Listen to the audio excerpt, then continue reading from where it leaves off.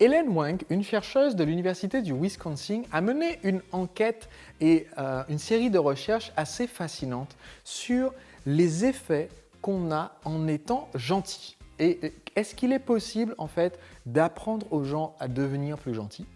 Et quels sont les effets que cela peut avoir sur notre cerveau?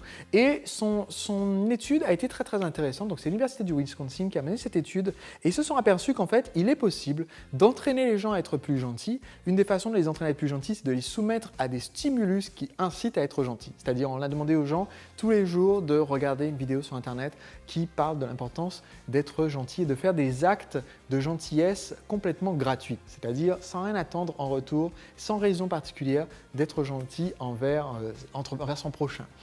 Et ensuite, ils ont constaté qu'effectivement, les occurrences de ces actes de gentillesse augmentaient naturellement au fil du temps à mesure qu'on soumettait les gens à ce genre de signaux positifs. Et ensuite, ils ont observé la façon dont le cerveau de ces patients, non, mais des personnes soumises à cette étude, dont les cerveaux de ces personnes-là évoluaient. On utilise une technologie qui s'appelle en anglais MRI, qui est en fait un système numérique dans lequel on vous met dans une machine et on utilise la résonance magnétique du cerveau pour pouvoir voir quelles sont les zones du cerveau qui fonctionnent et le développement de certaines zones du cerveau. Et en fait, ce que cette étude du Dr Wang a montré, c'est que notre cerveau, petit à petit, change quand on commet des actes de gentillesse gratuite envers les autres et que ce changement nous incite à commettre d'autres actes de gentillesse gratuits. Autrement dit, on devient quelqu'un de plus gentil. Alors, le fait d'avoir des actes de gentillesse gratuits envers les autres, le fait d'être plus généreux, le fait d'aider davantage les gens sans rien attendre en retour, a beaucoup d'effets positifs et il y a de nombreuses études qui étudie ce côté des effets positifs. Mais aujourd'hui, je n'ai pas envie de vous décrire quels sont les avantages d'être une personne qui fait des actes de gentillesse sans rien attendre en retour. Pourquoi? Parce que si je commençais par vous expliquer pourquoi c'est important d'être gentil pour les autres sans rien attendre en retour et qu'est-ce que ça vous apporte en retour, ça serait un peu contradictoire. Donc, ce que j'aimerais faire, c'est juste vous inciter en fait à être plus gentil.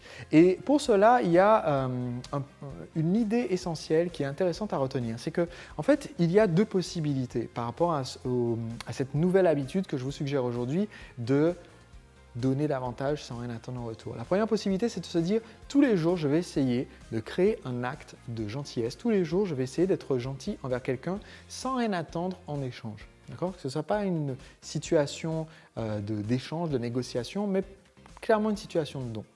C'est la première approche. La deuxième approche, c'est de dire je vais essayer d'être gentil avec plein de gens le même jour. Et en fait, il a été scientifiquement prouvé que si vous attendez un jour précis de la semaine, disons par exemple le samedi, et que le samedi, la même journée, vous vous exprimez avec 7 actes de gentillesse d'affilée, avec 7 personnes différentes à qui vous donnez quelque chose, vous donnez un coup de main, vous aidez, vous donnez un conseil, vous faites 7 actes de gentillesse sans rien attendre en retour le même jour, eh bien, il est prouvé que ça va davantage augmenter votre bonheur que si vous êtes gentil avec un acte de gentillesse par jour. Mais pour moi, cette vision-là, elle est limitée parce que cette vision-là, elle dit, ok, effectivement, si je compare la personne qui se dit « je vais être gentil strictement une fois », eh bien, on est toujours dans la notion de jauger, de mesurer ce qu'on donne. Moi, je préfère l'idée que je veux donner juste pour devenir une personne qui donne davantage. Et donc, je définis cette habitude que j'essaye chaque jour d'avoir effectivement un acte de gentillesse que je fais sans rien attendre en retour. Et j'essaie de le faire tous les jours parce que je ne le fais pas dans le but d'augmenter quelque chose chez moi, mon efficacité, ma productivité, etc. Je le fais dans le but de devenir une personne plus généreuse. J'espère que c'était clair pour vous. Et donc, dans chaque vidéo, je partage mon score à moi. J'utilise une application qui s'appelle Habitlist qui me permet de tracer mes habitudes. Et donc, à chaque fois que je vous recommande un rituel, je vous montre où j'en suis de mon côté parce que, selon moi, c'est important d'avoir cette transparence et de ne pas être juste dans le mode donnage de leçons, don de leçons.